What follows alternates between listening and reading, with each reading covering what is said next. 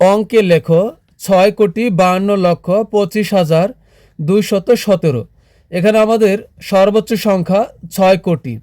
যেহেতু সর্বোচ্চ সংখ্যা 6 কোটি, এজন্য আমরা একক, দশক, শতক, হাজার, অযুত, লক্ষ, নিযুত এবং কোটি পর্যন্ত মোট 8টি ঘর নিব।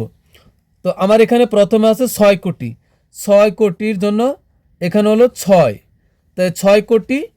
তাহলে আমরা কোটির ঘরে লিখবো হলো 6।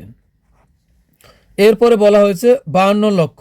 তো আমরা যদি 52 লিখি তাহলে এখানে অঙ্ক হলো 2টা। তো আমরা এই শেষের অঙ্কটা আমরা লক্ষের ঘরে লিখব। তো এখানে কয় অঙ্ক? 2 অঙ্ক। তো 52-র ঘরে লিখবো না, লক্ষের ঘরে লিখবো হলো 2। এখন বাকি রইল কত? 5। এই 5টা লিখবো লক্ষের আগের ঘরে। এরপরে বলা হয়েছে 25,000। তা আমরা 25,000, এখন এখানে 25-এর দ্বিতীয় অঙ্কটি হলো 5। তা আমরা হাজারের ঘরে লিখব 5।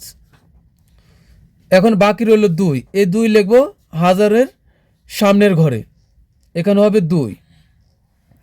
তারপরে 217। 217, যেহেতু 200 বলা হয়েছে, তা আমরা শতকের ঘরে লিখব 2। 17, আমরা জানি 1 × 7 = 17।